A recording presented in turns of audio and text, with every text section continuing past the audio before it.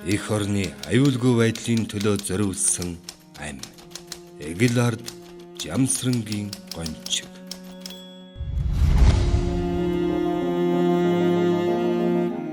Тагнуулын байгууллагын түүхэнд Хөлийн чандад тусгай өр гүйцэтгэж явсан олон 10 эгэл ардуудын нэг нь Дорногов аймгийн Хатан булаг сумын ард Жамсрангийн гончиг билээ. Хөлийн чандад тусгай өр гүйцэтгэж явсан олон 10 эгэл баатруудаас энэ хүнийг онцлохын учир нь аж гучаа тойруулан насны буйнаан эдлэх 60 гаруй насанда хөдөө хөхөрч гадаа гандаж нэгэн биеийн ядралыг умартан эх орны даалгасан үүргийг биелүүлж яваад баригдаж хүнд эрүүшүүлт байцаалтад нууцаан задлалгүй амин насаа эх орныхон тусгаар тогтнол аюулгүй байдлын төлөө өргөсөн түүхэн гавьяатай хүн юм. Жамсрангийн гончиг нь 1881 онд Өвөр Монголын Улаан цавын чуулганы дунд гүний хошууны нутагт төрсөн бөгөөд 1906 оноос говь Мэргэн мангийн хошуунд сууршин амьдрах болж ардын хувьсгалын дараагаар багийн дарга сум орны төлөөлөгч зэрэг ажил хийж байгаад мал маллах болжээ. Түүнийг 1939 онд дотоод явдлын яамны даалгавраар тусгай өрг гүйцэтгүүлж лам нар болон ард иргэдийн улс төрийн зам байдал, санал сэтгэл, яриа өгүүлгийн талаар судлах чиглэлд ажиллаулж байгаад 1941 оноос тагнуулын ажил эрхлэх хязгаарын нэгжид шилжүүлжээ. Тэрээр 1944 он хүртэл Өвөр Монголын Улаан цавын чуулганы дунд гүний хошууны чиглэлд 10 гаруй удаа явж Японы цэргийн байрлал, цэрэг зэвсгийг судлан мэдэх, Монгол үндэстнээ гэх сэтгэл эрмэлзэлтэй хүмүүсийг олж холбоо тогтоож тэдний тусал цааг авах, улмаар Хөлийн чандад ажиллаж буй ажилтныг төвтэй холбох зэрэгээр үүргэн амжилттай биелүүлж байжээ. Түүний үүрэг гүйцэтгэж байсан зарим үйл ажиллагаанаас дурдвал 1942 оны 6 дугаар сард 4 дугаар заставын хэсгээр улсын хөлийг нэвтэрч элдв сорилтыг давж Улаан цавын чуулганы дунд гүний хошууны нутгаар төрөл саднаас сургалж уулзах гэж яваа халахвчаар нутгийн хүмүүстэй уулзаж санал сэтгэгдлийг судлах, газар орны байдал, тус хошууны нутагт буй Японы цэрэг Хөлийн харуулын талаар үнэтэй мэдээлэл цуглуулж иржээ.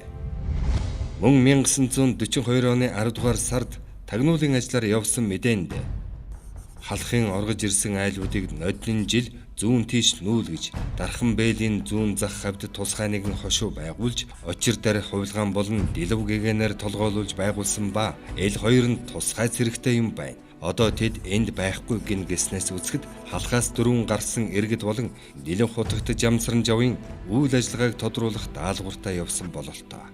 1943 онд Хөлийн чандад хэд хэдэн удаа тусгай өрг гүйцэтгэхдээ харьяалсан анги салбарын анхаарлыг татаж байсан асуудал болон төвийн удирдлагыг мэдээлэлээр хангах үүднээс Өвөр Монголын Улаан цавын чуулганы дунд гүний хошууны чиглэлд ажиллаж, тус чиглэлд ажиллаж буй суурин нууцтай холбоо барьж мэдээ дамжуулах, мөн тус хошууны засаг захиргааны зохион байгуулалт, удирдлага, эдийн засгийн нөхцөл байдал, ард олны санал сэтгэгдэл, хошууны нутагт буй Японы цэргийн анги салбарын тухай мэдээлэл цуглуулах үүргийг гүйцэтгэж байжээ. 1943 оны эхний хагаст Хөлийн чандад хэд хэдэн удаа үүрэг гүйцэтгэхдээ суурин нууцтай холбоо барих, дунд гүний хошууны сууршил бүхий газруудаар гарч байгаа цэрэг тагнуулын өөрчлөлт ба мөн хошууны нөхцөл байдлыг судлах зэрэгээр ажиллаж байжээ. Баримтаас үзэхэд гончиг 1944 оны 6 дугаар сарын 10-нд Хөлийн чандад ажиллаж байсан суурин нууцтай холбоо барихаар яваад 1944 оны 6 дугаар сарын 11-ний өдөр Баянбор дахь Японы цэргийн ангид баригдан улмаар ба таалагдах Японы тагнуулын газар хүргэгдэн очиж хүнд эрүүшүүлт байцаалт үтсэн боловч нууцаан задлахгүй тулд амиан хорлож нас барсан байна.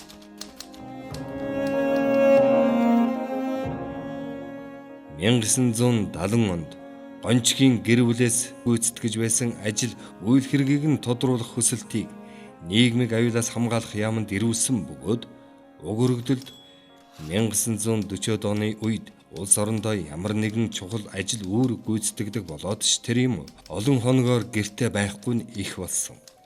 1944 оны 100 өртөө хийхээр хэдэн мордон аваад явсан юм. Гэтэл өртөө хийх сарын хугацаа дуусахад өвгөн маань гэртээ буцаж ирсэнгүй. Хамт явсан хүмүүс нь Хэдэн мордыг нь хүргэж ирэхэд өвгнөө сургалбал өртөөнд очиод хэд хоноод гэртээ хараад ирнэ гэд явсан. Ирээгүй юм уу гэж өөдөөс асуусан.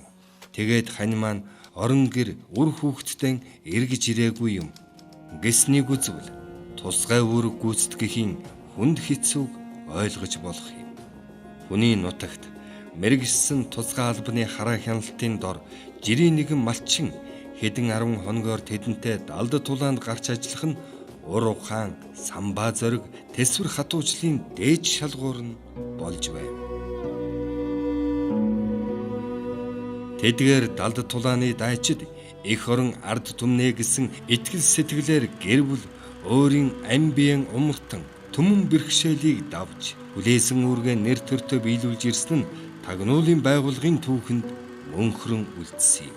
Тэдний олж ирсэн үнэт мэдээлэл нь Монголын тусгаар тогтнол аюулгүй байдлыг бэхжүүлэн баттгахад үнэлж баршгүй хувь нэмэр оруулсныг түүх гэрчилдэг юм. Үйлсэн түүх болон үлдсэн далд тулааны дайчдын гүйцэтгэж байсан үүрэг, үйл ажиллагааны нэгэн хэсгээс өгүүлэхийн учир улс орныхон аюулгүй байдлын манаанд эх орон ард түмнийхэн тусын тулд хийж байгаа юм шүү гэсэн итгэл үнэмшлэр үнэнчээр зүтгэж өнөөдрийн туурах тусгаар Монгол улсын тусгаар тогтнол үр хойчийн амар амгалан амьдралын төлөө амиа өргөсөн эгэл ардуудын төв мөнхрөн үлдэх гавьяатай гэдгийг өгүүлэхийг зорилоо.